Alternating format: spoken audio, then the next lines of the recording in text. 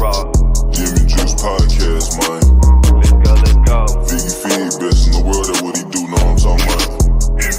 Round Rock, born and raised in the H-Town, Houston, Texas. Know what I'm saying?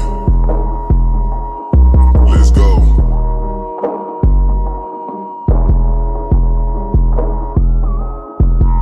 Let's go, in the jacuzzi, smoking threats, I got my feet up. Cut them haters off, I told them beat it. I don't need you. Spend 50 racks in cash, but it's all good, I got my visa. This rolling got them staring at me like the Mona Lisa. My ghetto, Nikeisha, I beat it like a creature. She always like my sneakers, these Jordan 5 pink aces. Let's go, I'm knocking them down back to back in the row. He be nigga one, but they already know. So none of my chains go put on the show.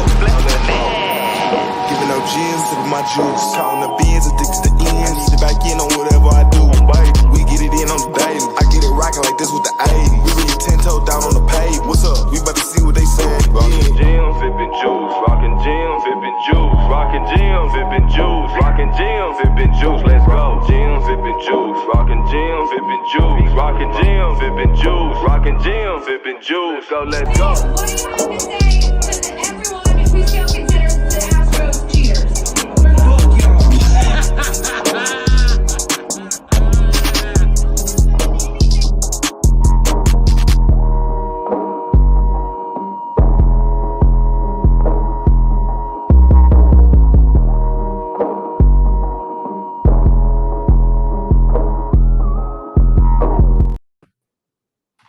Oh, yeah.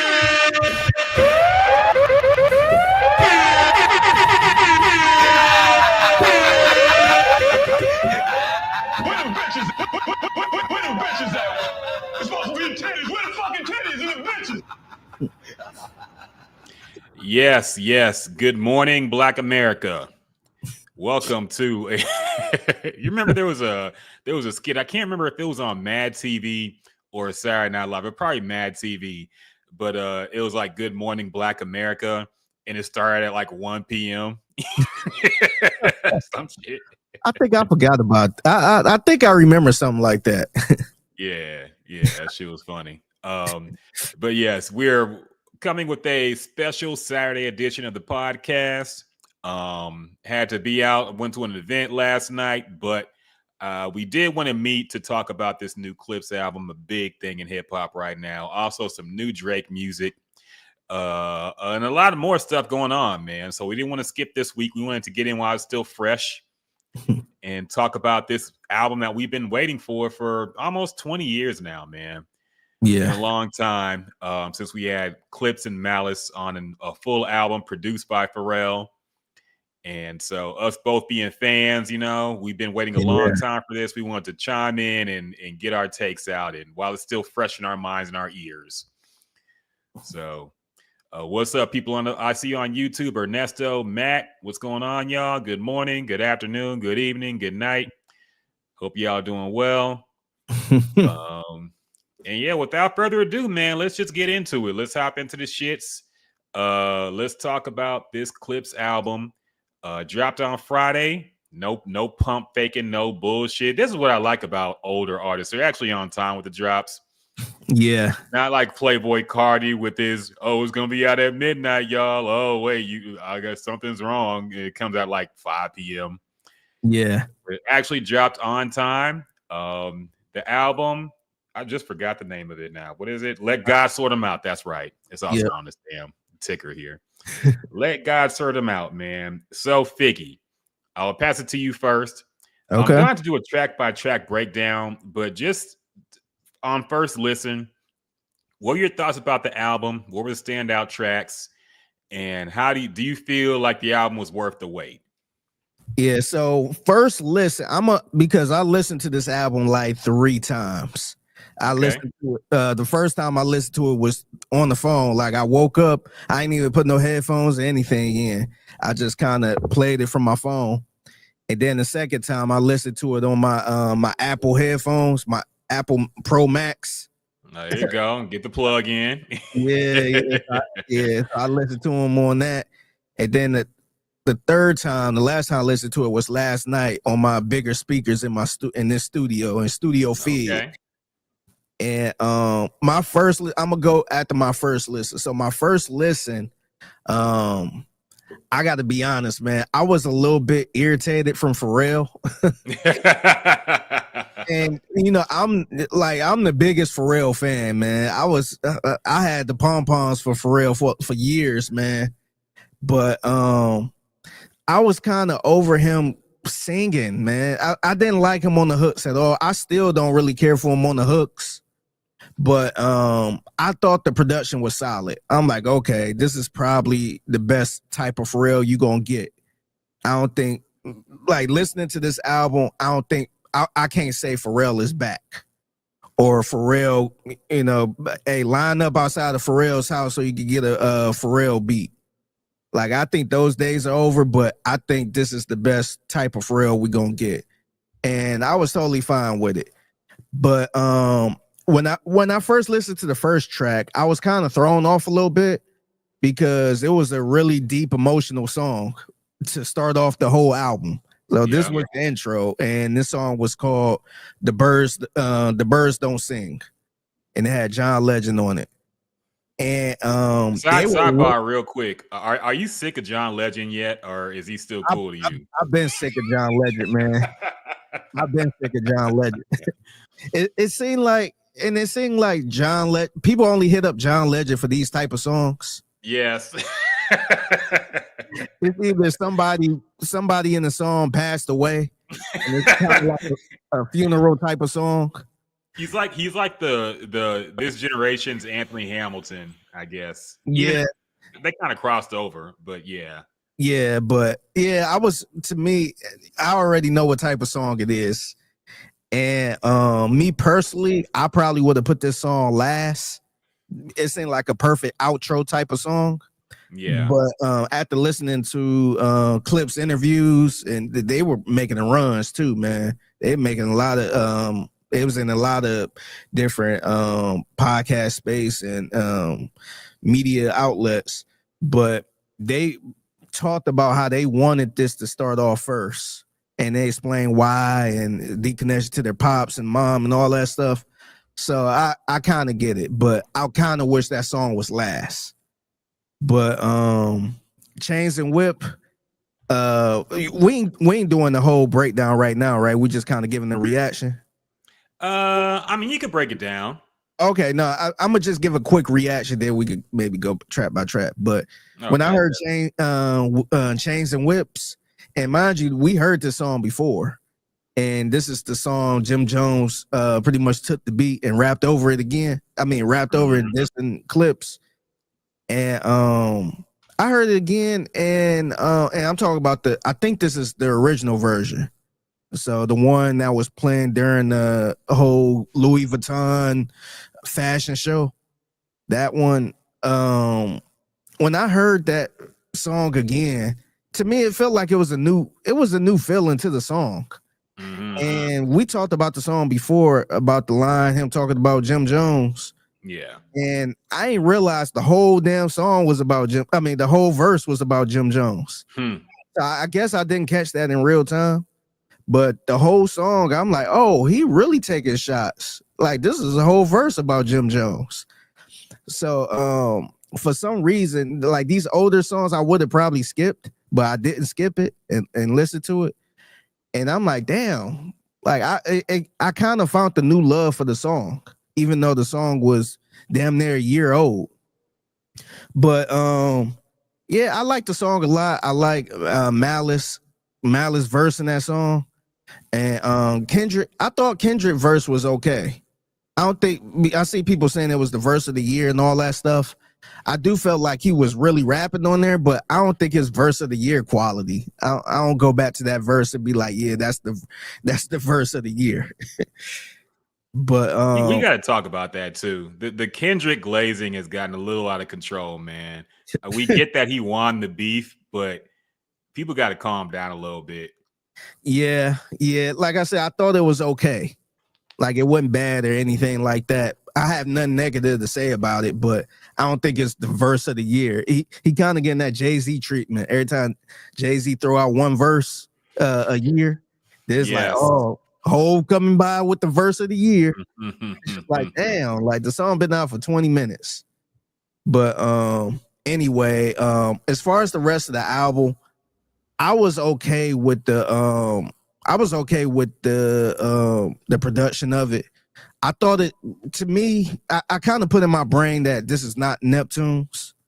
So we're not gonna get a Neptune's type of Clipse album. So I kind of threw that out the way, but I feel like this is the best type of Neptune's album you're gonna get.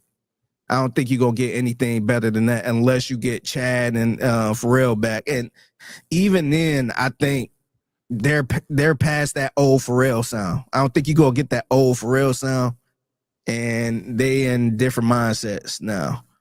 But yeah, so that was my first reaction to the album. The third time when I listened to it, I think like I really felt like this album was super gritty, and I don't want to say Malice carried this album, but he was the star of this album, man. I think every verse on here, and to me, I think it's getting to the point. I think it's criminal that he goes second on every damn song. I wish he would go first on some of these songs, man, or maybe get a song to himself, because what he was doing was amazing. And not to be glazing him like that, but nah, he was showing out, and it's funny listening to these songs and then watching some of the interviews he's been doing. It seemed like he didn't even want to do this. It seemed like he just doing it because of his brother. And just his energy, it seemed like he don't want to do no interviews. He's just super quiet. And I'm just like, man, you wrote all of that? And it's crazy, man. I feel like we should salute him just off the strength of writing these verses, spitting these verses, and not even cussing. Well, to be fair, just a few times. Did he? It wasn't complete. He said niggas a few times. I think he and then he's been doing you see the Tiny Desk. You know, he did those songs unedited too. So it's not like he's not cussing at all, but I get what you're saying. No, it's mostly I seen the Tiny Desk too, he was cussing, but like outside of nigga, and we could debate if that's technically a cuss word or whatever, but it seemed like he had a lot of cool verses without being, saying bitches and all this type of, cuss words that Pusha T usually do. So, and as a guy that used to rap, that's hard to do, man. It's hard to have a strong verse like that without, cussing. So I think that's a salute off of him, and to say that his verses where you can say was better than Pusha T's, that's strong, man. That's real strong. But yeah, that was my takeaway from the third time I listened to this album. I thought it was really good. I do have some disappointments. I don't know if you want to get to that later on, but I had some highlights and I had some disappointments from the album. But what was your thoughts about it? I really enjoyed it, man. Our first listen was at the gym. I was surprised at how short it was, but I also appreciated it because I'm not one for these long ass albums, man. It's 13 tracks and it's about 41 minutes long. So I was doing a listen through while I was on the Stairmaster. And I was surprised because my workout wouldn't even finish and the album ended. And funny enough, it went to Nokia by Drake. After the last song, I'm like, wait a minute. Yeah, it's a short album, but I appreciated that, man. I don't think albums need to be an hour plus long. I don't think they need to be 20 tracks just trying to get the streaming numbers up. I like lean cut album. To be fair, there's one song I feel like they could have left out. I'll get to that later. But in general, man, I enjoyed the album a lot. Pharrell and its production, I'm glad that he toned himself down. And here's the most important thing about a Clipse album. Every beat has to have like some sort of dark energy. That's very important for the Clipse. And that's what I was worried about Pharrell. I'm like, does he still have that in him? Can he go to that dark place where, this place where Pusha T and Clipse are when they rap, and he did it, man. He delivered. I can't hate no more. I was on the edge with him. I'm like, all this his recent shit wasn't hitting for me, but he did his thing for the most part on this album, man. As far as his singing goes, I actually didn't hate it. And I usually really don't like Pharrell singing, but I feel like it's funny to hear him go from, singing about some trap gangster shit and then sing like a gospel song at the end. So, and to be honest, somebody has to sing during the hooks, and it's not going to be Pusha T or Malice. So unless you get somebody to sing, a guest singer on every song, it's going to be Pharrell. So I didn't hate it. And maybe it's just the fact that I hadn't heard him in a while, so it didn't feel. If this was like 10 years ago, I would have been sick of it. Other things of note, it was good to hear the full version of songs that had been leaked a long time ago, like Chains and Whips, and also Mike Tyson Blow to the Face. These are songs that had been leaked, and they said new Clipse album coming, and then we didn't hear them for a long time, so it's good to finally hear those. They do sound good in the full version. The features were good. Tyler did his thing on POV. I almost got stuck on POV. Remember that thing you talked about? We talk about where you listen to an album and you get stuck on one song and can't get past it. That earworm. Yeah, that was POV to me. That was a song where I was like, okay, I don't think the rest of this album is going to top this song right here. So yeah. You was doing your Hulk Hogan, kept playing that. Yes.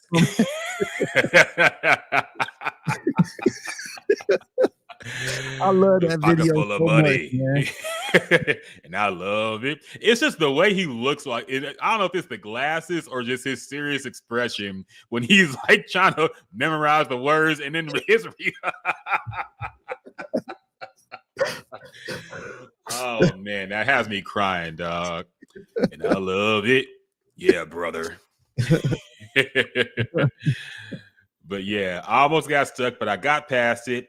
One thing I didn't like the two singles being back to back on the album. Mm-hmm. That annoys me because it kind of ruins the whole newness of the album. And it's a minor thing, but it just annoyed me. I wish they would have put those further apart a little bit. Besides that, yeah, of course. And here's the thing. People are being surprised on social media that Malice just kind of washed Pusha T. But to me, this has always been the case. Malice has always been the better rapper. And we just people just haven't heard him in so long. We've heard more of Pusha T that I think people thought Pusha T was always the better one because we just heard a lot of his solo work. But when they're on a track together, Malice 9 times out of 10 will clean it up. Yeah. And he did his thing here. Now, as to why he quit for like 15 years, I think he might be kind of like an Andre 3000, like somebody who's naturally talented at writing and rap, but just for whatever reason doesn't want to do it. Yeah. Whether it be a religious reason, whether it be he's just not motivated. But we do see he still has it in him 100%. I just think maybe he doesn't like the things that come with being a rapper. He might not like the attention and doing the interviews and all that, but he does like the art of rap. Clearly his heart is still in it and he can still do it. So that's pretty much my thoughts on it. As far as disappointments go, and Kawanta Escobedo on YouTube says he thinks honestly the album was very underwhelming. So much hype for Whips and Chains, and all three of them had mid verses. Nothing. See, okay, you can have a good verse and not have a quotable in it. This whole obsession with quotables kind of kills me, man. Just if there's nothing that you can put on social media, that means it's bad. Sometimes a rapping not going to have a quotable in it. Not everything's meant for an Instagram caption. Yeah, I wonder what kind of quotable are you looking for from Pusha T? That's a legit question. I ain't even trying to clown or nothing, but like I never think about Pusha T. Like I never think about it. Even I'm trying to think of some stuff from back in the day. Like I never looked at Pusha T as like this quotable rapper, anything like that. Like, oh, like I never really thought of Pusha T like that. I just think of him as a good hip hop artist. I look at Clipse as a good hip hop group that give you, you know, the hip hop type of sound, the beats and the lyrics. I never looked at them like quotable type stuff. Yeah, and even then there were some lines that stuck with me here, like Malice saying he's been both Mason Bethas was clean. There's quotables here if you're looking for that, but I don't look to them to say, oh, what can I put on? And that's the thing. A lot of these social media accounts will highlight all the quotables and all the little sub disses. And they didn't really do that a lot for this album because that's not their style. That doesn't mean it's not good. It just means that not everything's meant to be a soundbite. Not everything's meant to be taken from the context and posted in like, oh, that's a bar. Nah, man. Sometimes it's about the whole verse being good and not just a few bars here and there that you remember. Yeah, and I think sometimes like they are guilty of having those bars where you don't catch it at first. And then you come back around, you be like, oh, okay. Because we did talk about remember I think it was the Travis Scott disc where he said I will sharing AE it. And so we thought it was talking about share it and put it on A&E or some shit. But he was talking about share the artist and her boyfriend that he go by A&E or AE or whatever. So sometimes it's a little stuff like that you don't really catch, but then it's later on you like, oh, okay, that's what you're talking about. Yeah. Kawanta also says they needed Kanye on production. Beats were not good. Didn't utilize Stove God on the right type of beat. I mean, Coke bars, now social media bars. I mean, they don't rap about Coke in every imaginable way at this point, man.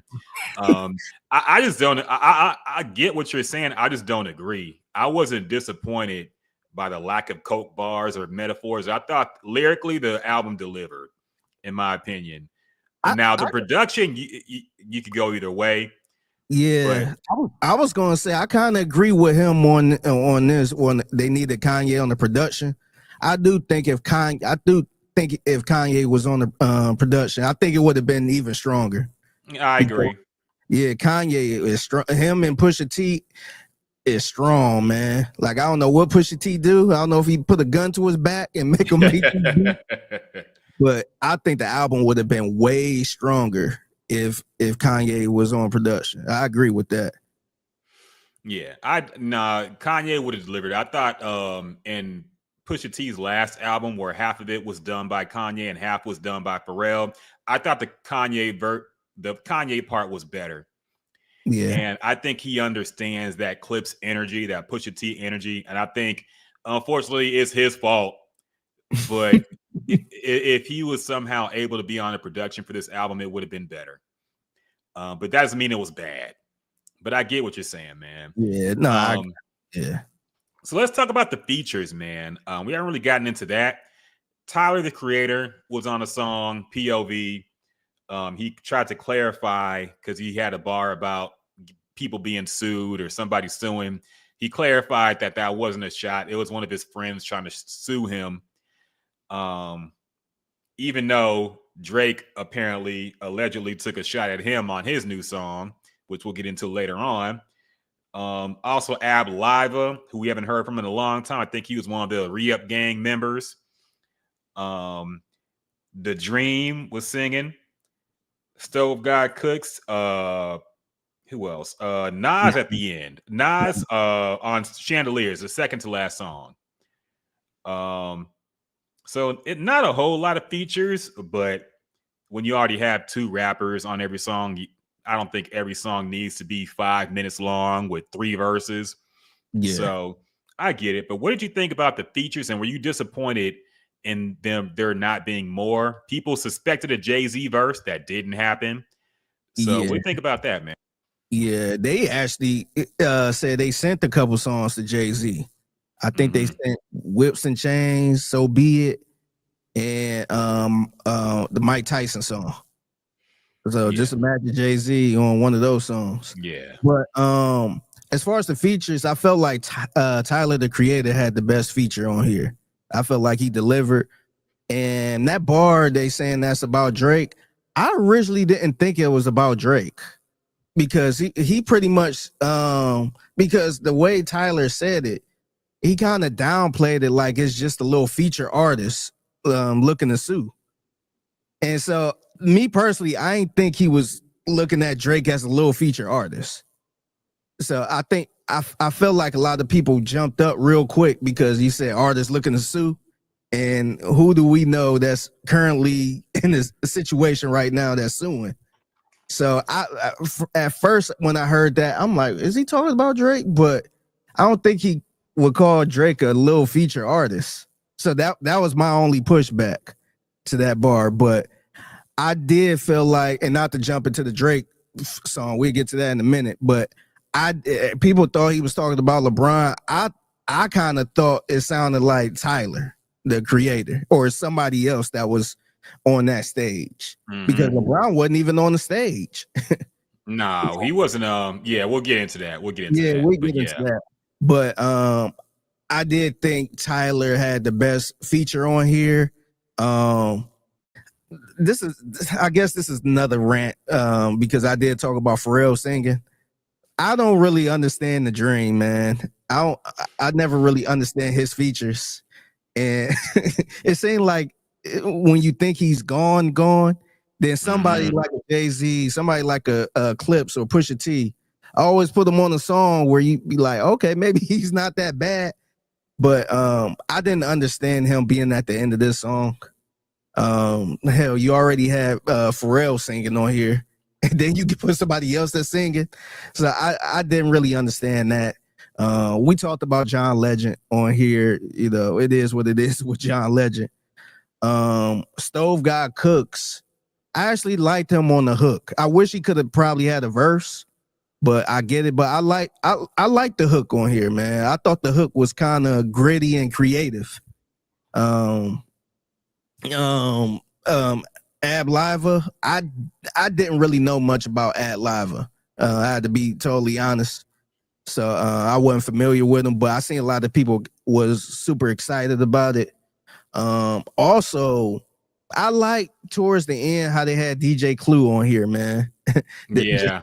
Just the sound effects. That kind of brought me back to my younger days of just finding the mixtape.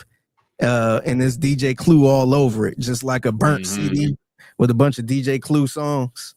I did like that. It wasn't too much like overpowering everything where you kind of get sick of it.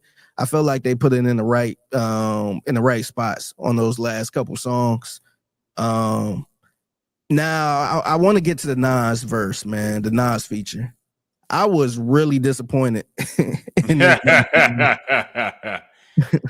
Yeah, I was really disappointed in this verse. To me, this verse sound like very old nigga-ish, like old rapper nigga that just came out of retirement and just want to talk about hip hop and the elements of hip hop type of stuff.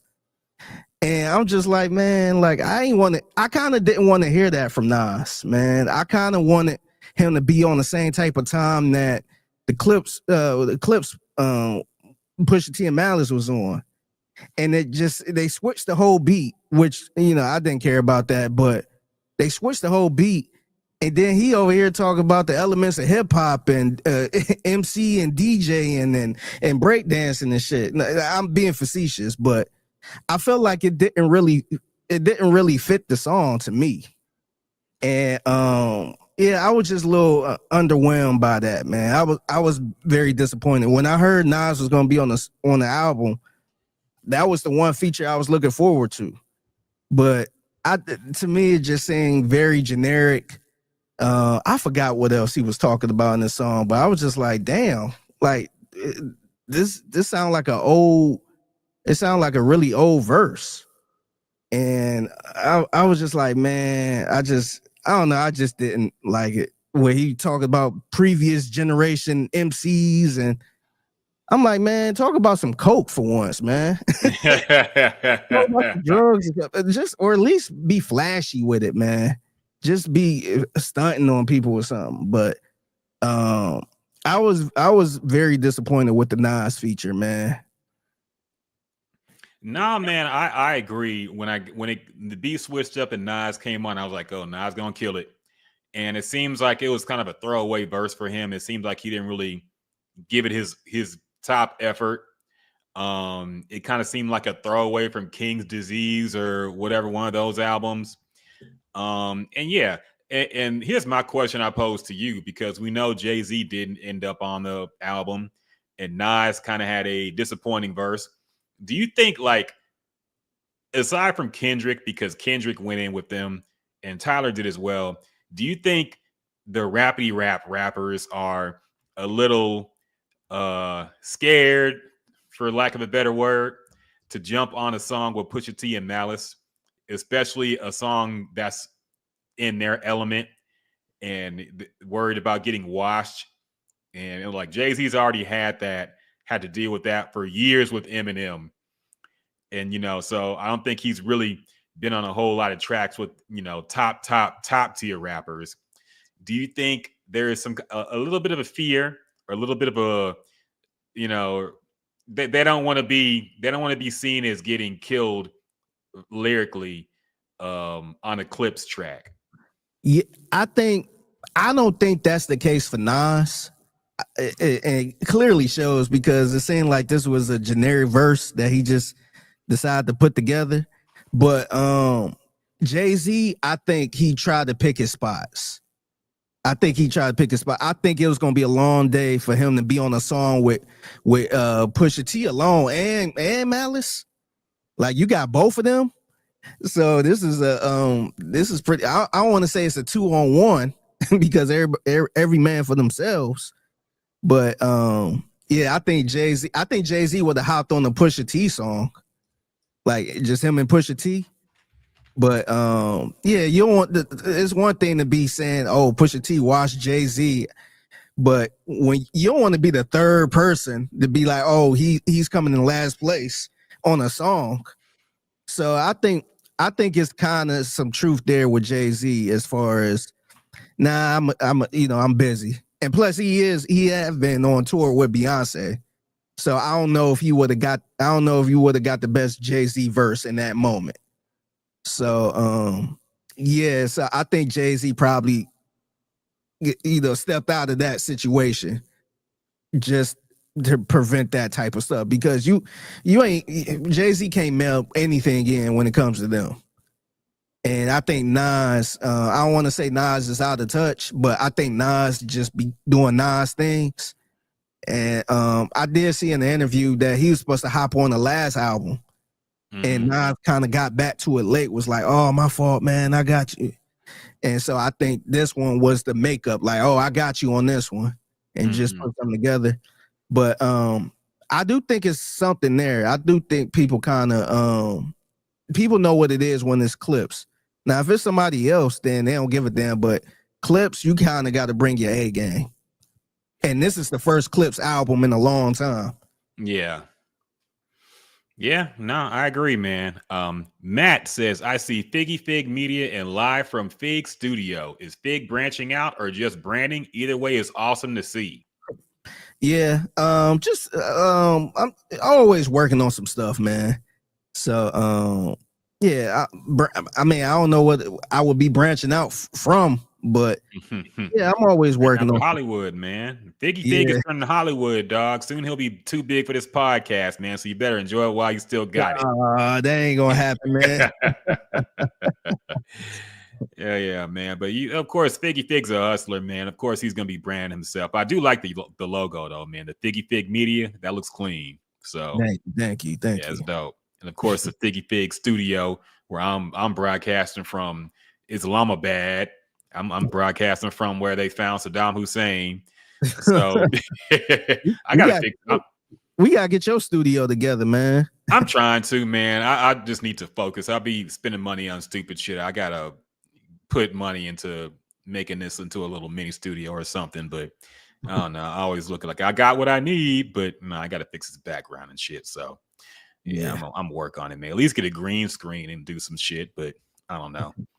Kawanta says Fico was the best song in my opinion. Wish they would have maybe took the drums off the hook so he could have been in his bag. Instead, did rapping faster to be on beat. See, I guess we just have different beats, different tastes. Because I was not a huge fan of that song, man. That Pharrell sample drove me crazy. That drove me crazy, dog. The song itself wasn't bad, but it took a lot for me to get over that repetitive Pharrell moaning on the fucking sample, man. What was your favorite song on this album? POV. POV, okay. POV. And close second would be Mike Tyson Blow to the Face. Yeah, those are my two standout songs. Those are my two standout songs. And I heard Mike Tyson Blow to the Face before I guess that verse leaked, or at least Pusha T's verse leaked. And I wasn't sure if that was new or if that was an old song that I just missed. But that Mike Tyson Blow to the Face, that's tough. What are some songs on here that you didn't care for that they could have kept? I gotta make sure this was the one I was talking about. So we talked about disappointments and things we weren't too fond of. I feel like So Far Ahead could have been left off the album. I feel like the beat is too close, too similar sounding to Ace Trumpets. It kind of sounds like a unfinished or different version of Ace Trumpets, and he just rapped on it anyway. But I did not like that song. I skip it every time, and I feel like they could have left that off the album in general. And also what I said about putting the two singles back to back, I wasn't a fan of that. That's really my only complaints outside of, I guess maybe not having any kind of surprise feature and not any kind of standout feature really outside of Tyler, and we knew Kendrick. Yeah. But that's really my only complaints, man. That one song is just I wasn't a fan of. What about you? Yeah, I wasn't the biggest fan of. I agree with you on So Far Ahead. I didn't really care. I really took issue, and this is not talking about their verses or anything. I thought all of their verses was great, but I didn't care for the By the Grace of God with Pharrell. I didn't really care for that one. I think that was the last song. I think that was the last song on here. I didn't really care for that one. It was another one. So Far Ahead. I probably got to listen to these songs to make sure I'm saying the right one. But I probably don't have to go back to The Birds Don't Sing. Like it's not a bad song, but you got to be in a certain spot. I felt like that was a personal song for them. Yeah, that wasn't for us. I want to say what was this EBITDA? Yeah. I think that's the one I didn't really care for. And like I said, it had nothing to do with Clipse. It was more about I don't know why I'm hating on Pharrell so much like this. But it's crazy because I end up listening to some other Clipse songs because I was playing it for my wife because she wasn't really familiar with them. And if you listen to Pharrell on some of those hooks, man, he was like kind of rapping. He was like shit talking. And I'm like, man, I felt like since Pharrell had to smash it with Happy, the song Happy, I felt like he just been doing a lot more singing on the hooks. And I'm just like, man, I kind of don't want that, man. I like the shit talking Pharrell. And so I think I just took big issue with that, man. Unless to me, I think the one song I did like from Pharrell, not Pharrell, but I think it was a Pusha T song, the Snitch, the Sorry Nigga, I'm trying to. Yeah. I felt like that was like A1 street shit. Like I thought that was perfect, but it seemed like Pharrell just getting too soulful for me, man. Where I'm like, man, I didn't really care for it, man. So I did take issues to those.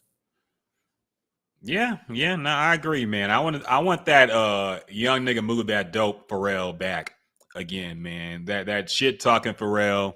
Yeah. Yeah, but I mean, people get older. Yeah, that's me nitpicking, to be honest, man. Yeah. I know we ain't gonna get that old Pharrell again. He's involved. He evolved with his style and all that. So I totally get it. But I'm like, man, Pharrell, we ain't got to sing on everything, man. But that's me complaining. Yeah. So to wrap things up, man, what let's use the source scale. 5 mics is the max. What score would you give this album, and do you think it was worth the wait? I will give this album I will probably give it a 4.5. Okay. Yeah, I will give it. I'm stuck between 4.5. I thought the rapping was A1, man. If I could just do the rapping alone, that's 5 mics right there. I haven't heard a verse on here and where I'm just like, man, he could have kept that verse, or what is he trying to do here? I just felt like the rapping on here was top notch. To me, I was a little I was fine with the features they had. I just felt like outside of Tyler, everybody else wasn't really needed. Even Nas, I felt like you could have took that Nas song, the Nas verse off, and you would have just been fine. I like the Stove guy, the hook, but I kind of wish he had a verse at some point. But outside of that, I felt like it was a little bit underwhelming, where you could kind of think to yourself, like, was this even needed? The outside the Kendrick and the Tyler, I felt like everything else wasn't really needed. So the production, like I said earlier, the production was good. It's not about to be Neptune's production, so I'm throwing that out the window. So maybe I'm grading on the scale, but I thought that was cool. Like Kawana said, if Kanye was on here, this probably would have been 5 mics for me, man. So I'm being nice. I'm doing either 4 mics, 4.5. I'm probably leaning more 4 mics. I think it's a 4 mic type of album. Yeah, I was gonna say 4.5 too, man. I thought it was really good. I don't think it was worth the almost 20-year wait. I don't think it was better than their first 2 albums. Especially, I think Hell Hath No Fury is super underrated, man. I remember when I first heard that album, it blew my mind, dog. I'd never heard anything that sounded like that. The beats were so crazy. And the first time hearing Keys Open Doors, I'm like, I smashed the replay button immediately, man. That song is so crazy. There's no Keys Open Doors on this album. Yeah, there's nothing that hard that's just like, damn. But it's still a really good album, man. I'm glad Pharrell did his thing. Lyrically, of course, it was great, but it just, as somebody who's been listening to them since the beginning, it didn't hit quite the same as, like I said, hearing their first 2 albums, hearing Grinding the first time Grinding hit, and you heard it from like, what the fuck is this? There's no what the fuck is this moment on this album. Yeah. And I mean, that's just comes with time. You know, they're both up there in age. Pharrell's up there in age. But I think they did the best they could. And I think it was an album that hip hop needed. And I'm glad we finally got it. Better late than never. But yeah, as a super Clipse, as a fan since day one, I can't say it wasn't a little underwhelming. But it's still underwhelming from the Clipse is still better than most people's discography. Yeah. So, and you talk about 20 years later. So how much can you get? exactly. And how many rappers take the time that Malice took off and still come back hard like this? Yeah. It was pretty crazy, man. Yeah, he didn't sound rusty. Like usually some people just sound a little rusty. he's one of those rare cats, like you said, kind of like an Andre 3000, where it's just natural for you, man. Yeah. You could be gone for 20 years and just come back and just sound the same, where you be like, dang, it's just natural. And he don't even realize how great of an MC he is, because anybody else would have took advantage of that. And it's just like, yeah, I just do this for my brother. That's it. Yeah, pretty much, man. He's a prodigy, no pun intended, of rap, man. He's just naturally gifted, but isn't really feeling being a rapper for whatever reason. But glad we got him back for this album. Glad he actually did the rollout too, man. Yeah. So speaking of which, you brought this up. We'll get to Kawanta here. Kawanta left his review. He said 3 out of 5 mics. Number 1, more than one song that could have been left off. Number 2, production of album left a lot to be desired. Needed Ye or Alchemist. Alchemist would have went hard too. 3, some of Pharrell's features were cringy and ruined some songs. I wouldn't say ruin, but some of the singing could have been left off maybe or handed to somebody else. I agree with what you said about The Dream. I think The Dream is best as a ghostwriter. I don't really need to hear anything from him anymore vocally. Yeah. He should just ghostwrite for Beyonce and whoever else he ghostwrites for, but I don't need to hear him on songs anymore. It seems like it's people like Jay-Z, Pusha T, and other people like that that's top-notch MCs that's keeping this brother, I don't want to say keeping him alive, but I never really looked at him in that hip-hop space like that, man. And it seems like they always go to him. I don't know what it is, but I'm like, man, you don't need no drink. You could get somebody else, man. I don't know how you always make his way to being on, getting a verse. And his verses all sound the same. Like even No Church in the Wild. Mm-hmm. Like he got that little part in the song where I'm just like, man, this wasn't even needed. But I don't know. He always seems to find himself on some of these type of songs, though. I don't know what it is.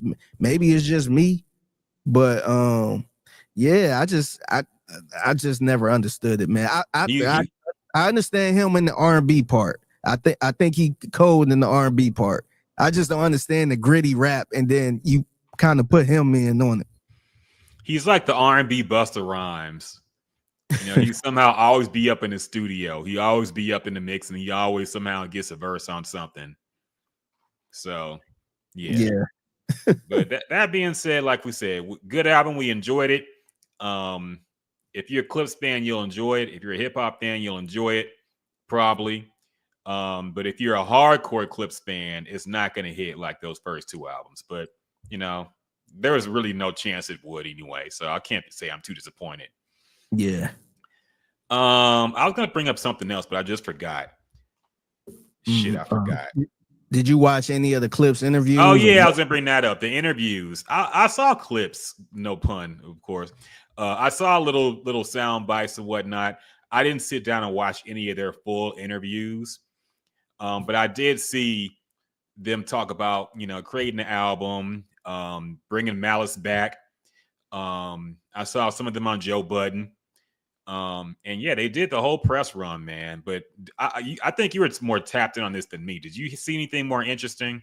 Not really. I saw a lot of clips, like you said, but I saw some stuff from the Breakfast Club and all that. I was kind of going around.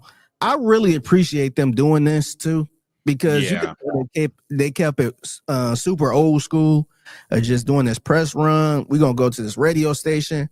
We're gonna sit down with this podcaster, like a professional podcaster.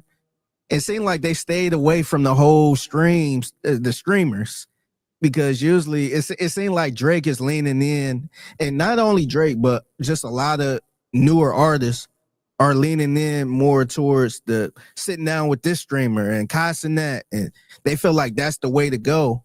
But they gave a lot of hip hop journalists and people like that a lot of love, man. They sat down with Elliot Wilson. They went to Breakfast Club, went to Joe Budden podcast. They went to a bunch of different spaces that I think was perfect for them, because they had a chance to just sit down with their core audience.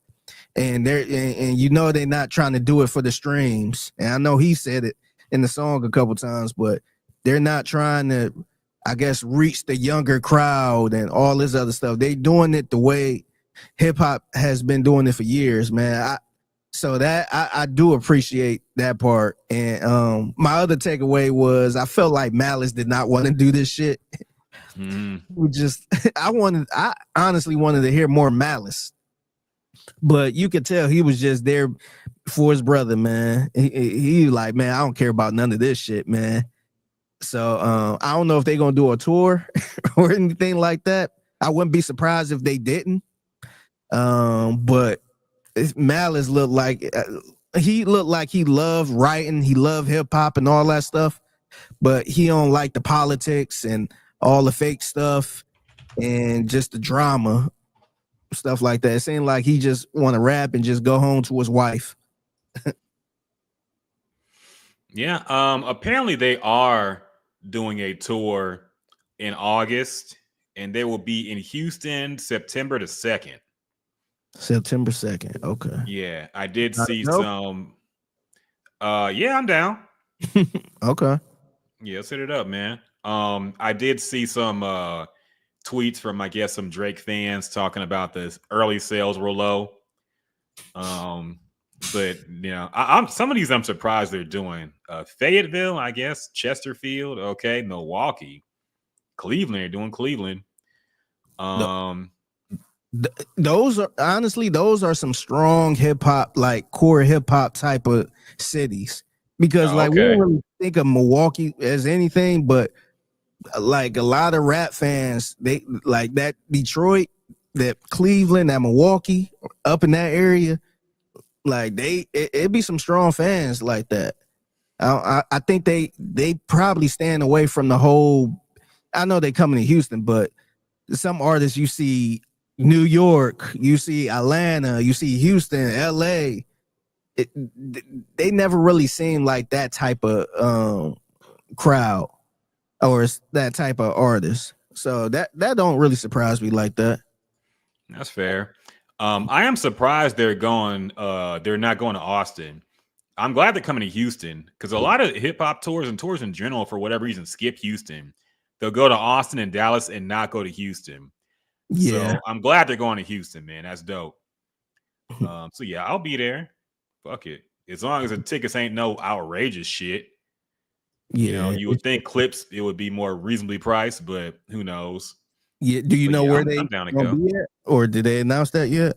I didn't see the venue. I would assume House Blue.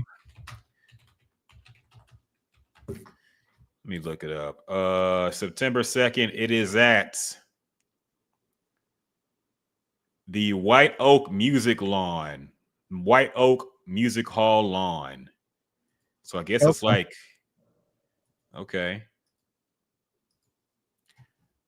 Okay. So it's not even like, okay, I see how it is. Tickets are starting at $78 for general admission. And that's not too bad, I guess. How much? I mean, $78 for a general admission. I might hold out, see if it lowers in price closer to the day. Yeah, I might say that's kind of tough. Usually, like my price range is around 40, maybe 50, somewhere around there. But Yeah, 78 for the Clipse general admission, being around a whole lot of people. It'll be different if it was like a seated, some kind of better seat. But 78 general admission is kind of crazy. So we'll see. Maybe tickets will lower in price closer to the show. We'll see. We'll monitor. Yeah. But so we'll see.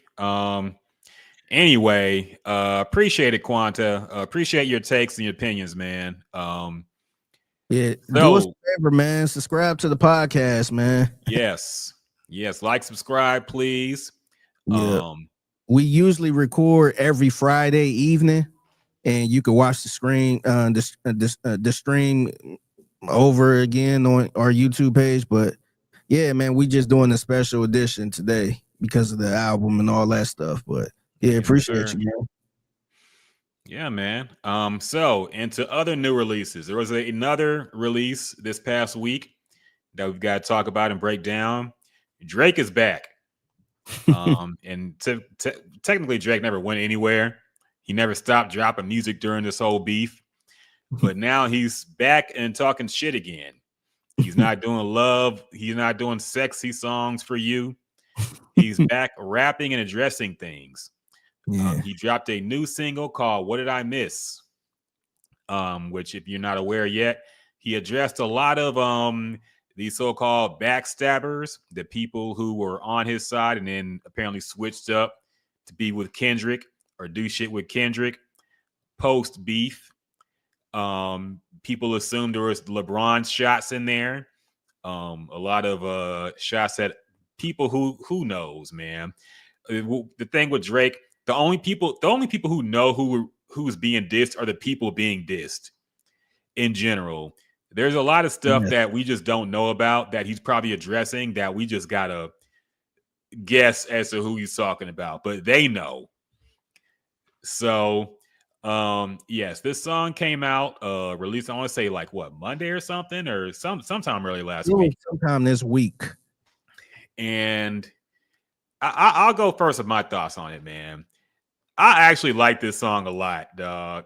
I played it a lot. The beat switch, I went crazy, man. That might be top 5 beat Drake ever rapped on. I like the song. I like Drake talking shit again. There's nice little quotables, nice little punchlines in there. Now you can argue as to whether he's being whiny or not. You could argue as to, okay, does he really not know why people switched up on him? Maybe he's not that good of a dude. There's been, of course, stories about him dirty macking and shit. But I don't care about that in music, man. I just care about if it sounds good and if it got bars. And this had both of them, man. The video, he dropped to like an hour long. I don't know if it was a live stream or a pre-produced thing. But he dropped this thing on, I guess his new album is going to be called Iceman. Yeah. And he dropped like an hour-long video on YouTube where it's kind of a he plays up working at some kind of ice house or something, and he's chopping up blocks of ice, and he's driving a ice truck, and he's driving through some city with the Iceman truck, just talking shit, meeting people. And in the middle of the stream, he dropped the video for What Did I Miss? Yeah. And the video is very bare bones, very, it starts off with him, a wide shot of him surrounded by guns. And then with the beat switches, he goes to the inside of an ice cooler with big old blocks of ice. I know he had to be colder than a bitch in there, unless it was some kind of fake ice thing. He had to be cold as fuck. I saw him keep putting his hands in his pockets. I know he was getting it was getting to him at the end. Yeah. But so yeah, that was it, man. I've seen mixed reactions. Of course, Drake fans love it. I see a lot of Kendrick fans kind of over hating it, I think, and calling anything he does now corny. But me, as somebody who's been neutral in general on both Kendrick and Drake and this whole beef, I acknowledge Kendrick won the beef, but I like the song, man. I can't lie, like I haven't had it on repeat. He might go number 1 again with this song. And I think if he does, he might beat Michael Jackson, which I don't care about that shit. It's streaming. I don't count that. We talked about this before. Yeah. People going to throw it in everybody's face, though. Exactly. He's going to talk about it on the song for sure. Yeah. But I like the song, man. I can't front on it. I liked it a lot. What about you, Figgy? What do you think? I agree with you. I like the song a lot, too. Like, I had no issue with the song whatsoever. Like, I couldn't even nitpick it if I wanted to. Yeah, I thought it was crazy. Like, to me, I didn't really care. People trying to, it's probably Kendrick fans trying to nitpick the video and, oh, look at him trying to be tough with all these guns. And I didn't care about none of that, man. Hell, I didn't give a damn. But I thought this song kind of, this song had a nigga we made it type feel to it. Mm-hmm. And I'll take it a step further. I feel like something like this should have been brought to the battle. I feel like he should have brought something like that to the battle at some point, man.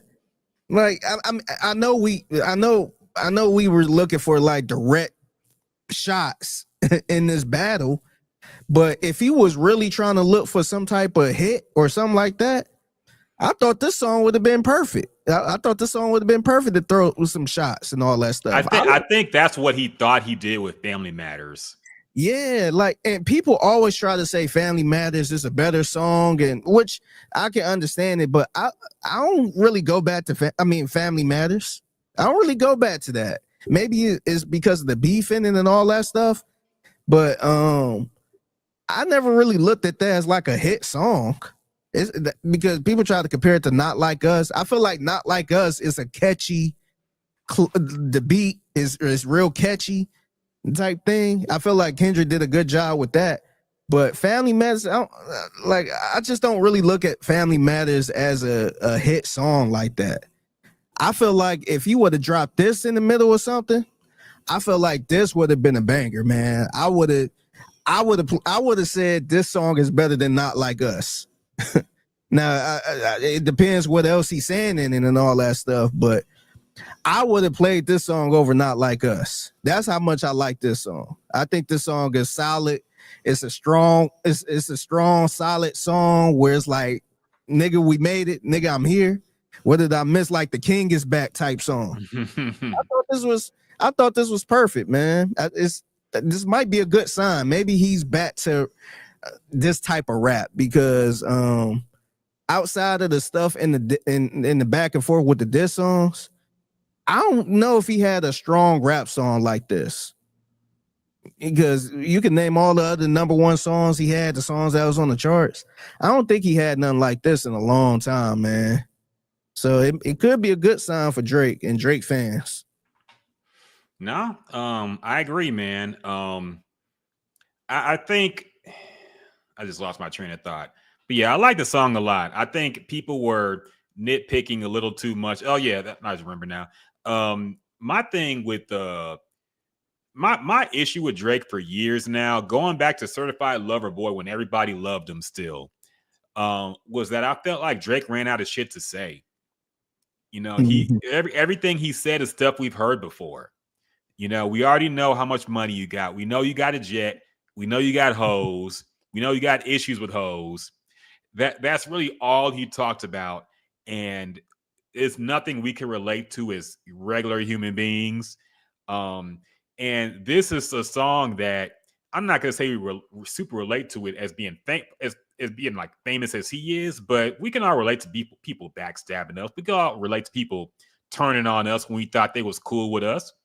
It's something he's saying that's interesting. And it's something that people can at least somewhat relate to as well. So, and it does sound like a man anthem, man. Like you said, it's like, I'm back. What did I miss? It sounds like it is the beginning beat is just a strong, like a football song almost, man. Gets you pumped up and charged. You can hear it on ESPN, like going into break or something. You can see. I'm trying to think of SGA just made a shot, and he kind of pumped up. What did I mean? Ja Morant after a dunk or something. Yeah, I can see it, man. Yeah, no, I think this is solid, man. It's very powerful. And like I said, my thing is the lyrical content had gotten stale with him, and now he's rapping about things that we're interested in again. So really, even though he lost the beef, as a listener, it might be the best thing to happen to him because now he's actually motivated. Now he actually has a bit of an underdog status back that he hasn't had since, I want to say, like 2009.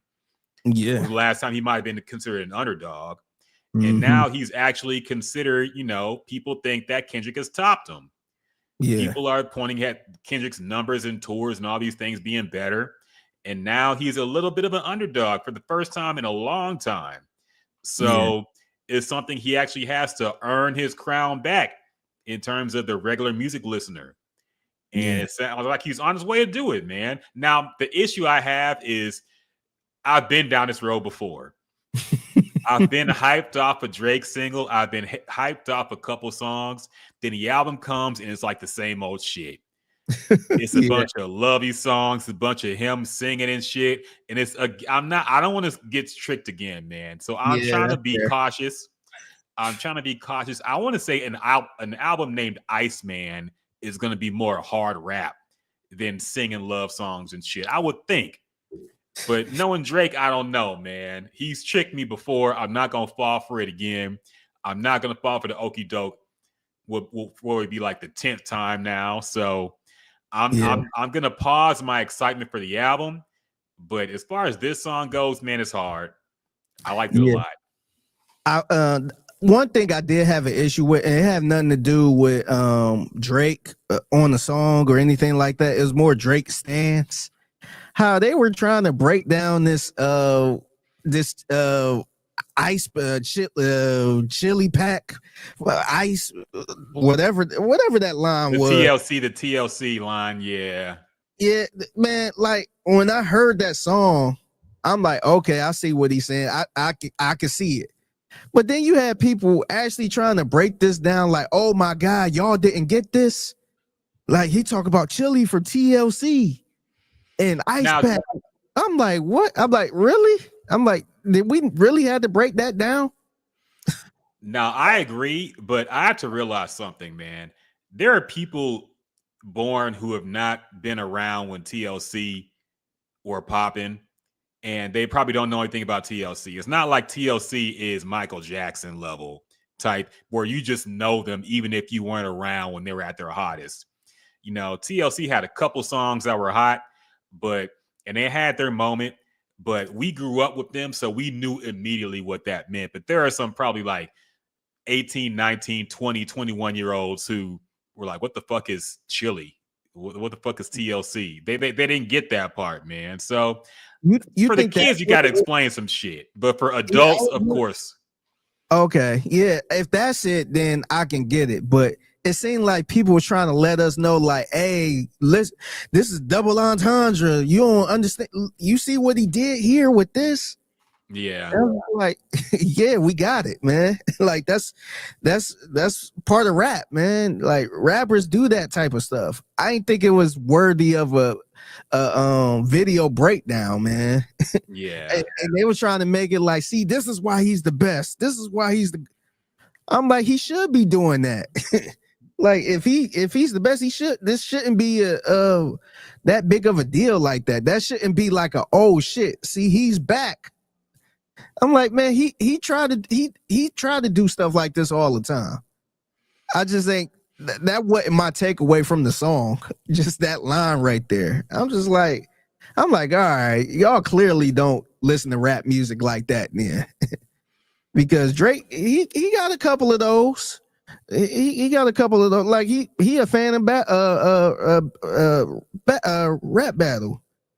He a fan of that type of stuff. But I'm just like, we really sitting here breaking this down. Y'all shoving this all in our faces. Like, yeah, see, this is why he's the best. Like, what? Like that? He should be doing that. That's the part that bothered me a little bit. No, it did annoy me, man. I tried to parse it away by saying, okay, it was for the kids, but yeah, I saw it on Twitter, which is, I feel like a lot of older people use Twitter. And I'm like, we did not need this breakdown on Twitter, man. Take that to TikTok. Yeah. All right, maybe them kids over there don't know what TLC means or what it is, but yeah, we already got that. And there's one thing I hate. There's two things I hate about this new Kendrick and Drake fan base now.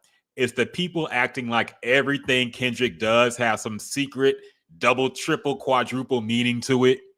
Like, oh, he dropped this on this day, which was the same day Malcolm X gave this speech on this college campus. And like, come on, man. And then there's the Drake fans that break down his very simple double entendres and metaphors and make it seem like it blew our minds when it's like, okay, we got to first listen, man.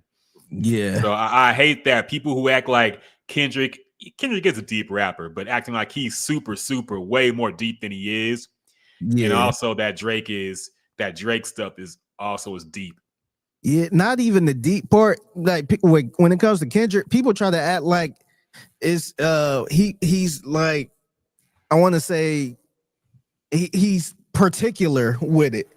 Like, I'm gonna drop this song at 2:55 p.m. which is the same day that Rodney King he drowned in the pool, and the 250 it stands for LA, and so like no, come on, man, like ain't nobody doing all that, ain't nobody thinking about all of that, man, and think it like I gotta hear Kendrick confirm it, because Kendrick probably just ain't doing shit, just rapping and just dropping the music.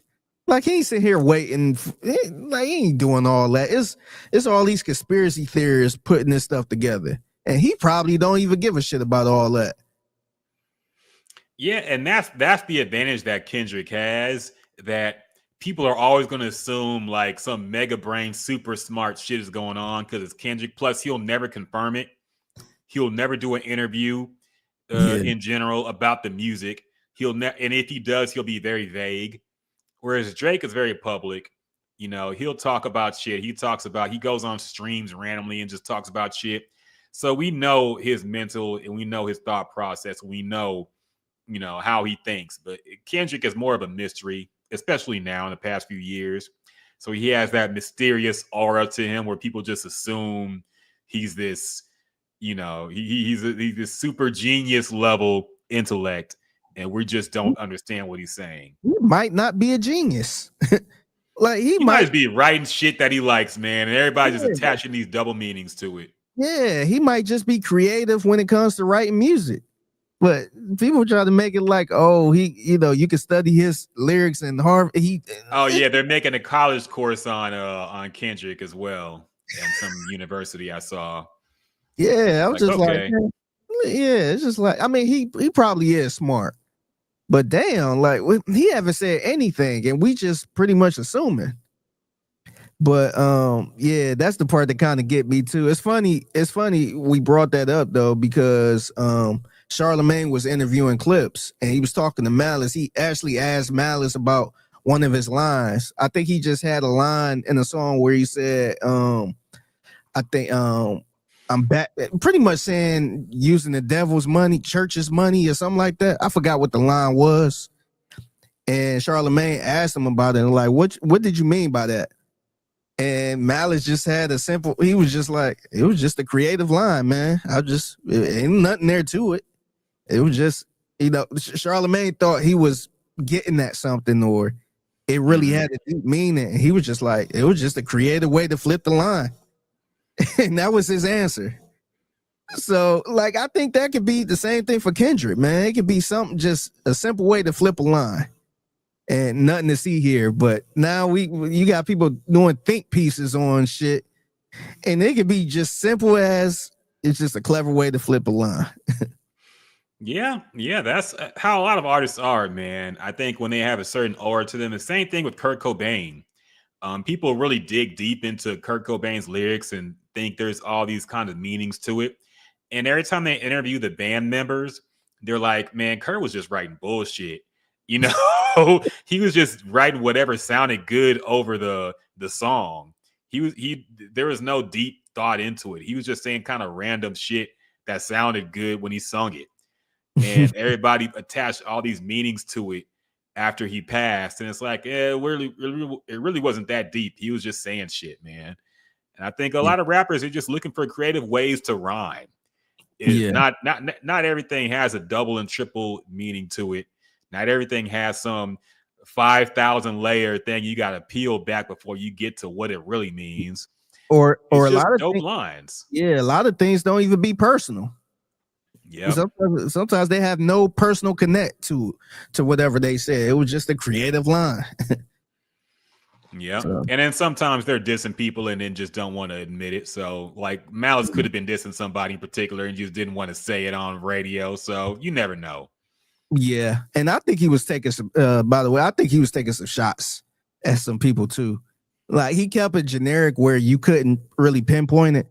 But you can tell some stuff he was kind of, it was more the rapper shots. Like these new guys out here type of shots. Like these cats out here thinking the numbers gonna do. He was taking those type of shots, which I could appreciate too.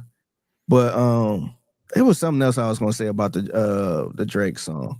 Oh, I did want to get to this part because a lot of people, it was the line. A lot of people thought he was talking about LeBron. Mhm. Do you feel like he was talking about LeBron, or could he be talking about somebody else? Now, to be fair, I gotta look the line up so we could actually quote it verbatim. What the thing is, there's lines in here that could apply to several people Yeah, because there's a lot of people at the pop out. There was a lot of people who switched up on Drake, and it could kind of apply to all of them. Let me look up. Hold on. Let me go to fucking. I hate using Genius, but I have to here. yeah. He said, yeah. So the line was, I saw bro went to the pop out with them, but been dick riding gang since headlines. Yeah. Now, when I heard that, I immediately thought Tyler the Creator. That was my first thought. I saw people saying LeBron, and I think there were some lines at LeBron. To me, the LeBron diss could have been when he said at the end, when he said, when you was all in my crib, liquor and hoes, word for word at all the shows, you always felt like this, man. What did I miss? I kind Yeah, of feel like that could have been a LeBron shot yeah. because there was LeBron things is known implied. for knowing all the lyrics to songs. Remember, Academics went on stream one day and he said that LeBron and Drake were doing two mans at at parties and shit. Yeah, I thought of that when I heard that line in the song, and I said maybe he's taking a dig at LeBron there. But I thought the headlines part was a diss at Tyler because Tyler was somebody who came in like fuck everything mainstream. I hate mainstream music. Fuck Drake. And then he got more popular and he started dick riding Drake. And then yeah, he had Drake at his show at Camp Flog Gnaw, surprise headliner that everybody booed him because they were expecting Frank Ocean. So yeah, he got booed at the festival. It was a big story. But I thought that was Tyler. What did you think, man? yeah. I when I first heard it and I saw people saying it was LeBron, I was a little bit confused because he did take a stab at LeBron in another song. I want to say, I think it was another song he took a stab at LeBron. So I'm thinking like he ain't about to keep taking the same type of stab at LeBron. So I seen some people saying somebody said who was it, DeMar DeRozan? And I'm thinking like, man, is he really taking these shots at these NBA players?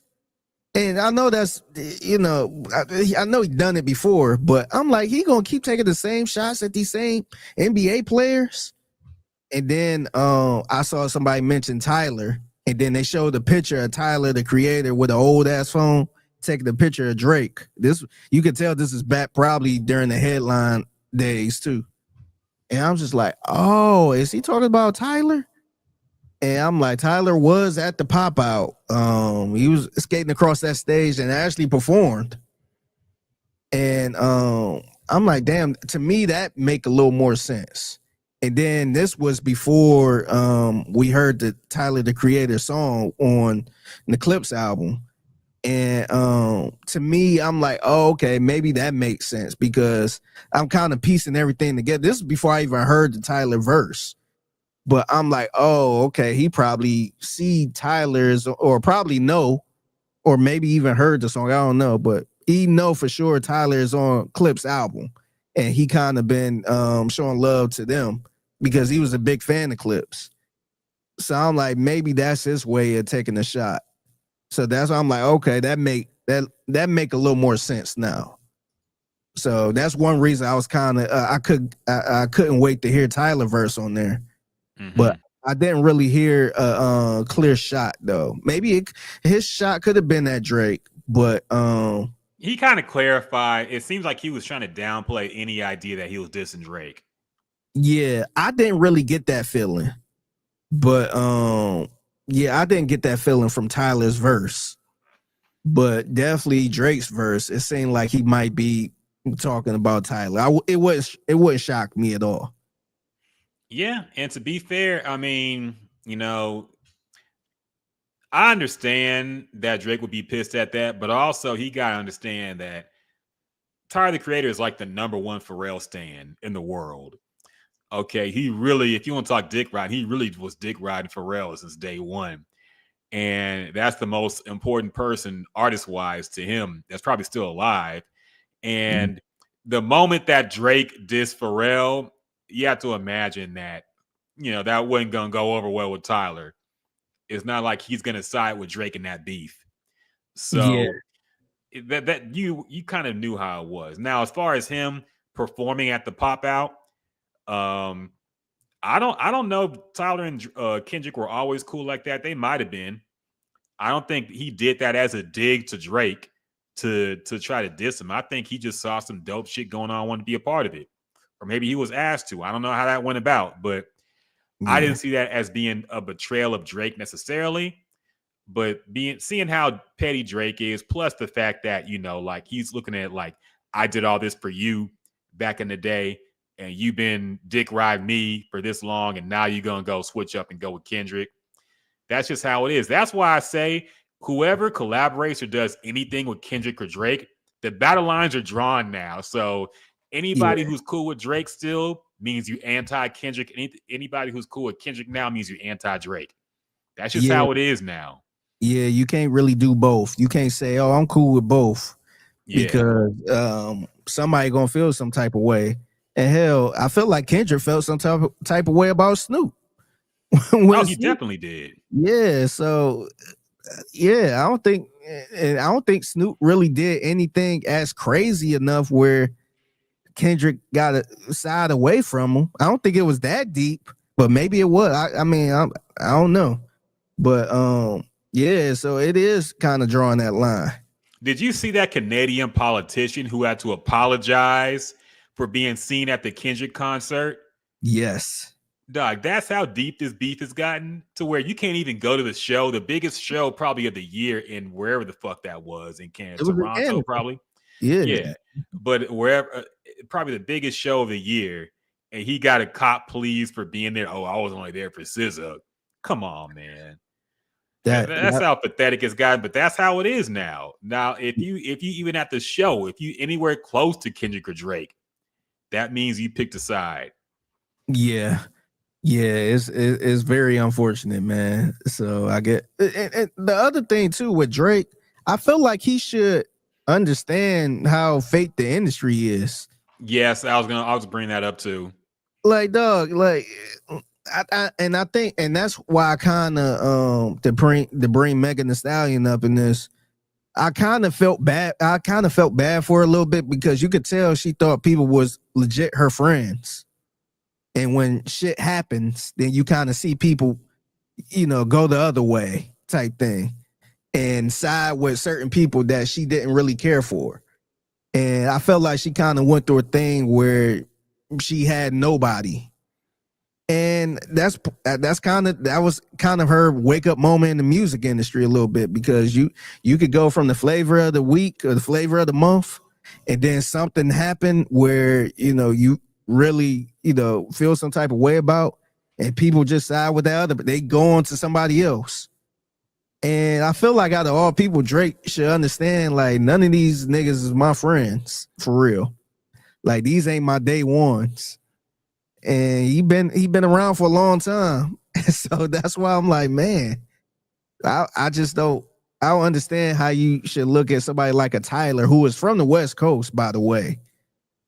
You feel like, hey, that's my friend because we did some song, or I don't know if they did songs together, but we did shows together and we was cool and all that stuff.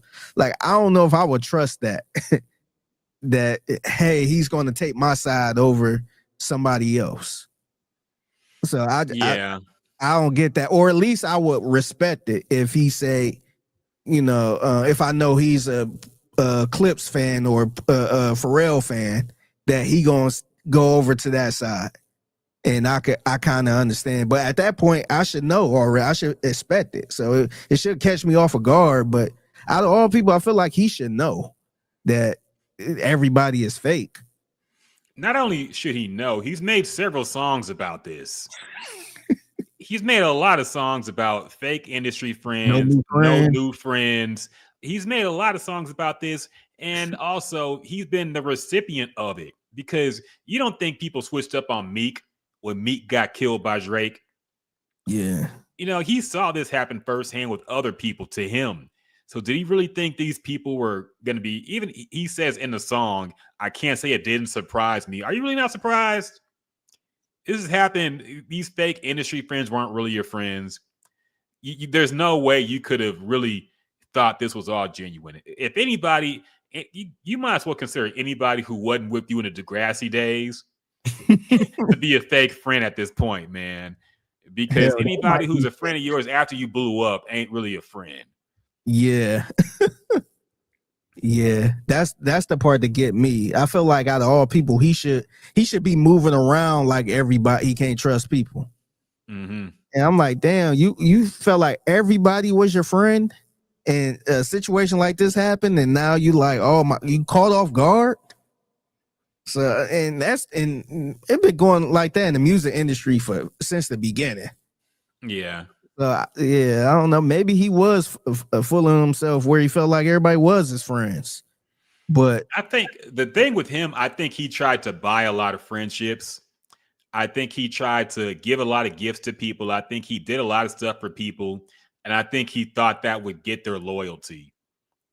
When he just realized that's kind of like being a trick almost, man. Like you just trying to get, you trying to invite people to parties. You try to, even the stuff he's doing with all these streamers now, he's doing the same thing with them. Like he's flying them out to things and these events. He's trying to get in that circle. Man, you think these are the least trustworthy people you could get on your side is streamers, man. They follow the drama and content. They don't give a fuck what you did. They're already rich. So if you do some fuck shit, they gonna turn on you too, man. Or even if not even just the fuck shit part, if you just kind of take a slight dive, if you're not as hot anymore and somebody else is hot, they gonna say peace out. They ain't gonna ride with you till the wheels fall off. They gonna go to the next hot thing. Exactly. These are content vultures, man. They just go where the drama is. And if you're trying to, key it with them and try to, bump some shoulders and try to be cool in that clique, it's not going to work, man. They're not loyal to anybody but themselves. And every week there's some streamer drama with a whole group of streamers that are breaking up over some dumb shit. So don't trust them, man. But yeah. That being said, I still like the song. Yeah, I love the song, man. Yeah, I enjoyed it. I still got it in rotation. I can't lie. So if he does pass Michael Jackson with this being number one, it's my fault partially. So sorry, Mike. It's gonna happen eventually. Yeah, no, I like the song a lot. We see Soul of Darkness on YouTube. What's up, Soul of Darkness? That's a very evil sounding name, man. Hope you're doing well spiritually. Other things we've got to talk about. Oh yeah, Travis Scott is apparently releasing his Jackboys 2 album tomorrow. And we talked about this on the last podcast, man. I was unsure if he was actually going to do it, but apparently he is. Now, to be fair, tomorrow is 713 day. Yeah. So we've got to debate this now. Is he dropping this to step on the Clipse, and especially Pusha T, who has dissed Travis Scott in the past? Or is he dropping it because it's 713 day and he's from Houston? Or is it both? What's your opinion, Figgy? I think he wanted to step on their rollout with this. I think he wanted to, but I also think he might be trying to cover it up with the 713 day. I think that's a perfect timing for it. I haven't even considered the 713 day part, but I do think in the back of his mind he probably setting himself up like, watch me do more numbers with me releasing my album or this album even later. Watch me crush his shit. I do think he was thinking that in his mind, but also if it don't work out like that, I think it's easy to say, oh, it's just a throwaway 713 day, just something like this wasn't my real project. So I think he could kind of cover it up like that too. I think that's the perfect way to kind of cover it up. I do think I don't know. We talked about this last week on if he release a project, will it outdo Clipse? And we both agreed and said yes. But it seemed like a lot of people was really hyped about this Clipse album, man. It seemed like a lot of people. It could be getting the right type of promotion, where maybe it could do some good numbers. I'm wondering though. I still think maybe this Jackboys album. I don't know what's gonna be on it. I don't know if it's like a little EP. I don't know, but I do still think the Jackboys album can outdo this Clipse album. No, because just off the strength of Travis Scott fans just being crazy. I don't know who's on it. Hell, it could be Drake could be a feature on here. I don't know. And that could blow it out the water. But yeah, it's still really interesting. I do feel like he did this on he did this on purpose. Yeah. I still stand by my statement that the Travis Scott project is going to crush Clipse if he drops, even if it's a few days later. Look, this Clipse album was not meant for streaming, really. There are older artists who are making albums the old way. Now it's only 13 tracks. Some tracks are long as fuck, almost 5 minutes long. This is not the success for streaming numbers and to boost them. Travis Scott knows this game. He's been playing it his whole career. So this album gonna be like 20 songs long with a bunch of features. Some songs gonna be like 2 minutes long, so you got to replay them over and over and over again. And he knows how to max out streaming numbers because he's that type of artist. So yes, it will crush Clipse, but I also don't care if it does. You know, I don't think any Clipse fans should care. And that's another annoying thing about this. I understand Cardi B and Nicki fans arguing about this bullshit because I mean they themselves have argued about it. Yeah. But Clipse, why bring Clipse into this bullshit, man? That's like caring about Nas sales or caring about anybody. Let's say if Rakim dropped a new album, we gonna worry about his streaming numbers? Yeah, or Mob or Prodigy, Mob Deep type sales. It's like nobody care about that. If there was a new UGK album with unreleased Pimp C verses, we'd be like, oh, is it gonna go number one? Nobody would give a shit, man. It really makes no sense to have these Clipse, that type of artists, in the streaming debate. Yeah. But now everything got to be that now. Yeah. No, I hate that. These are two different type of eras to me. And like, I'm a Clipse fan. You a Clipse fan, probably bigger Clipse fan than me. But off the top of your brain, I mean, what album do you know that went gold or went platinum and songs number one? You probably couldn't even answer that, man. You just know the good songs. You just know, some of the classic songs, the album cuts and all this other stuff. You just know that type of stuff. We never, well, at least I never paid attention to what their numbers did first week and all this other stuff. I never cared about that. And I hate that people trying to bunch this in. They trying to bunch this in like, like the number's about to be low and all this other stuff. Like we never, like, why is we putting this group into that type of match? Like they don't even talk about that type of stuff in the content or never brag. I never heard them brag about number one album or I want, like Jay-Z talked about that shit. 10 number one albums, maybe now or whatever. Like I never heard them talk about that type of stuff. So I just hate that they trying to group them in into that type of situation, man. They two totally different things. And then another thing, I heard Jim Jones, for some reason, people keep putting the microphone in front of him. Mm-hmm.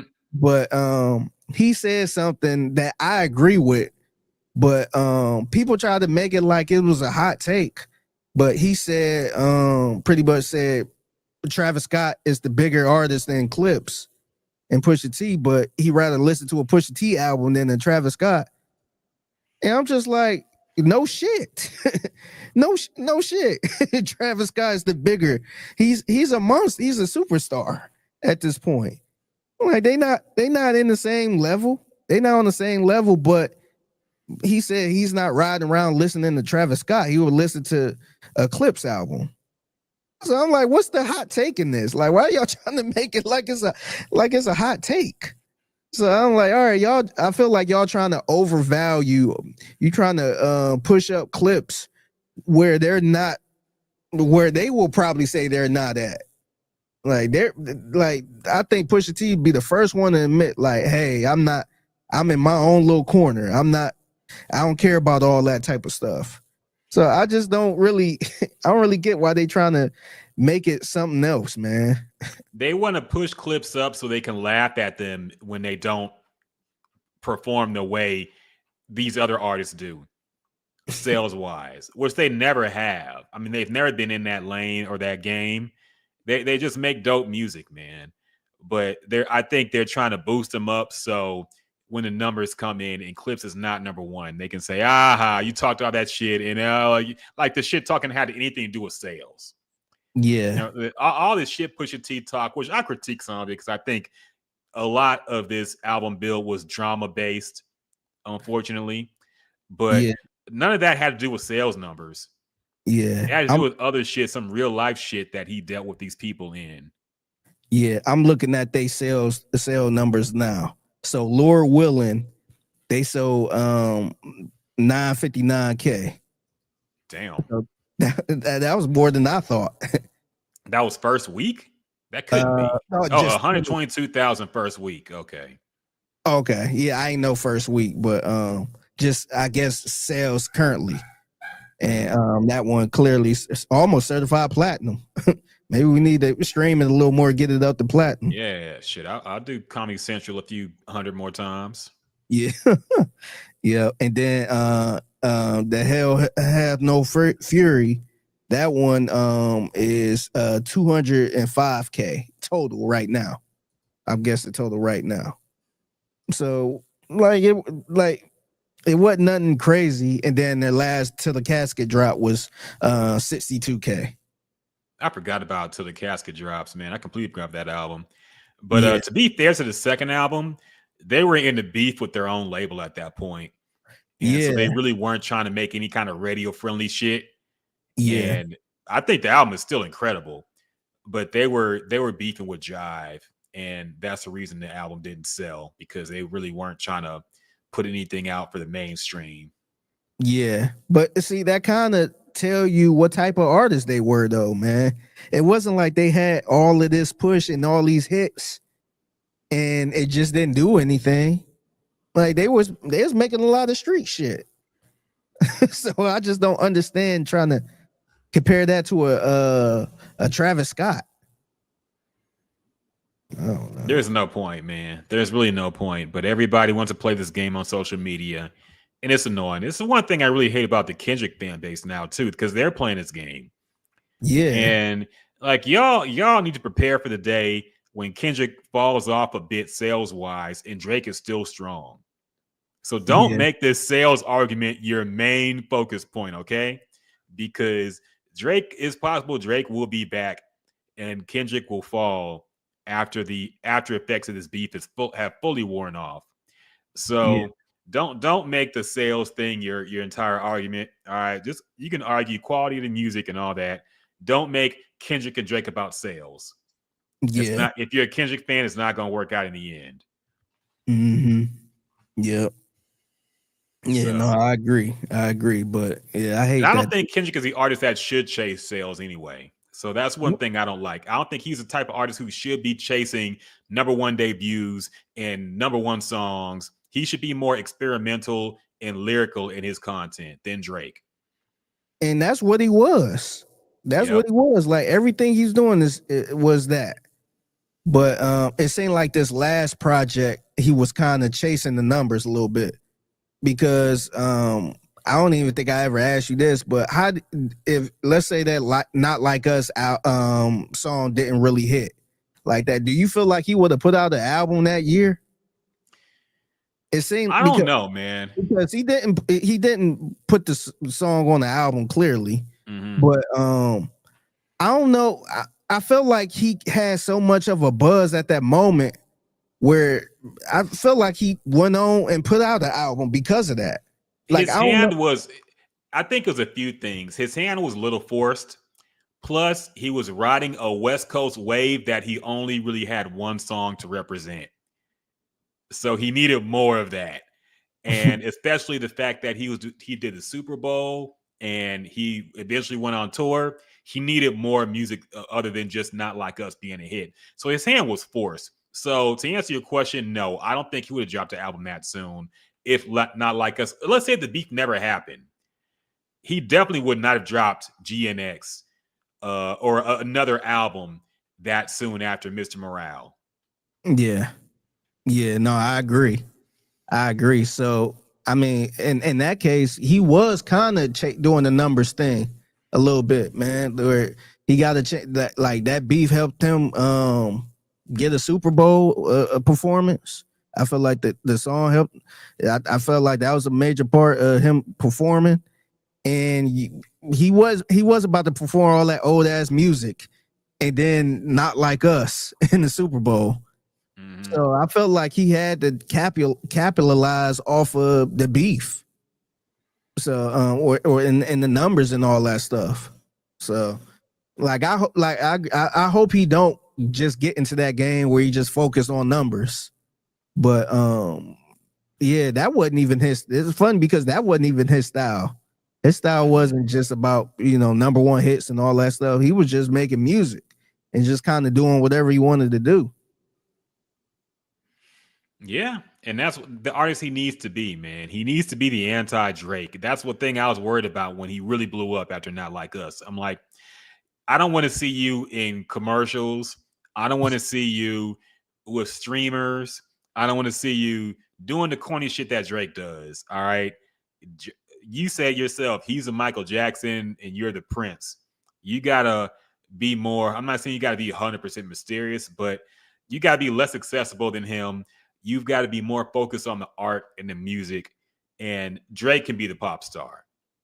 Yeah, but I don't want to see a pop star Kendrick, man. I want to see him continue to do his thing and create the music he wants to create, and not just trying to chase numbers and streaming and all that shit. Because his fans are turning into that, and it's annoying me. Yeah, he been too mainstream, man. A little bit, man. A little bit. Anything else happened this week, man? I think that might almost about do it for the podcast. Yeah, I don't know if you care about Nicki Minaj going. Oh yeah, I forgot about that. I don't know if you want to talk about that because it's kind of all over the place, man. Yeah, Nicki is on her yearly coke binge where she just rants endlessly about something, and this year it's about Jay-Z and Rock Nation. The mysterious Jay-Z Rock Nation who owns everything and controls everything in the world, including courts, including the Supreme Court, including the president himself, and everything. They are like the mega Illuminati, according to some people and Nicki Minaj. And she's beefing with them. Apparently, I didn't really tap into the whole thing, but I did see she has some beef with Tidal because she thinks she was owed some money from having some kind of share in it. And then people pointed out that she didn't sign the paperwork to get that from Tidal, so she doesn't get any money. And okay, this is a Nicki Minaj tweet right here. Vicky pulled up. I'm gonna quote it. So let me get this straight. Y'all so-called black savior hashtag Jay-Z has a Hispanic CEO who was pardoned by President Trump. Interesting. So does that mean Deseret isn't a Democrat? Black people, I thought y'all hate all Trump supporters. Wait, Lil Wayne is a Trump supporter and people like him still apparently, but I digress. Wait, did Jay-Z ever campaign for Kamala? He's benefited so much from the party. When President Obama gave the speech about brothers, why didn't Jigga Man come out and strongly campaign for the Democratic Party at that time? Could it be that y'all have been hoodwinked? LOL. Woo-wee. That was so kind of President Trump. and that was so kind of President Obama to passionately go out and campaign. But what did Mr. Jigga Man do to help y'all win the election? He's above speaking out to help his party, or was it not his party? Is it just about who can benefit him and Deseret at the time? Oh, black people, it looks like the Jigga Man and Deseret played y'all once again. LMFAO, the jig is up.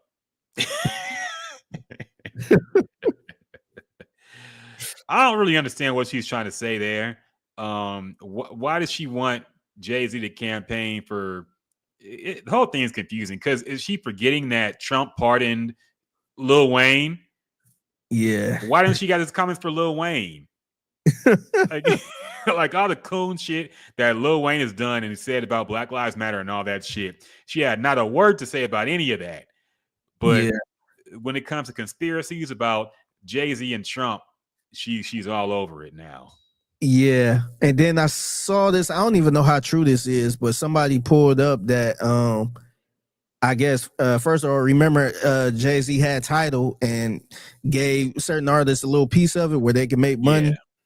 And allegedly she didn't sign her paperwork for it.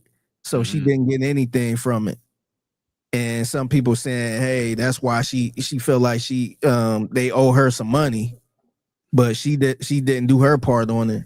And then the other thing is they said she's in pretty much a lot of debt. I don't want to say a lot of debt, but pretty much she took out a lot of I don't know if she took out a loan or something like that, but Live Nations, and I think she keep bringing up Rock Nation too, but Live Nations, they I guess they fronted her a lot of money, or somebody fronted her a lot of money, and her last tour was all pretty much paying that money back. So she won't get anything from touring and all that stuff until like 2029 or some shit, where she's pretty much I don't want to say broke. I hate using the word broke when, you know, I guess she kind of artists or rich people broke, where all of her money is pretty much going elsewhere. Somebody taking all of the money she's bringing in currently.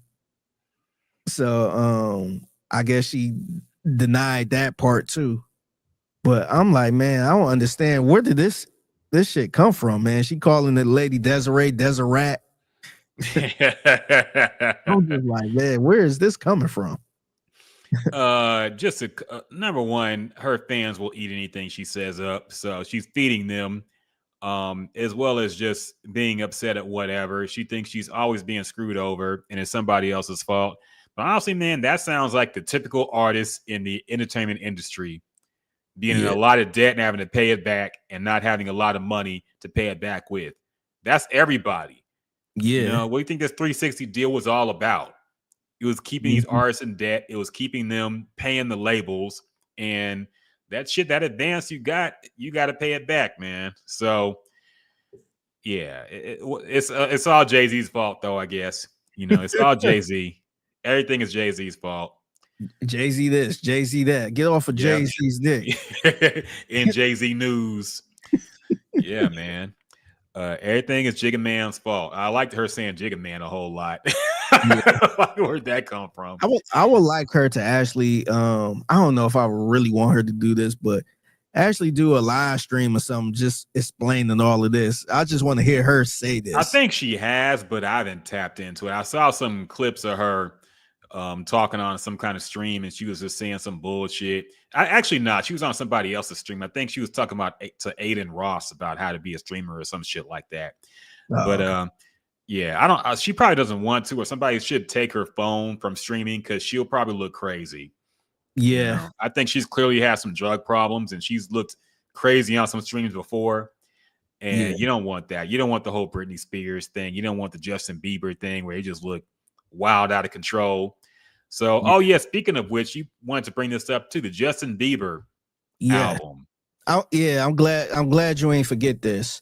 So Justin Bieber dropped a surprise album yesterday, which was Friday, the same day as Clipse album dropped.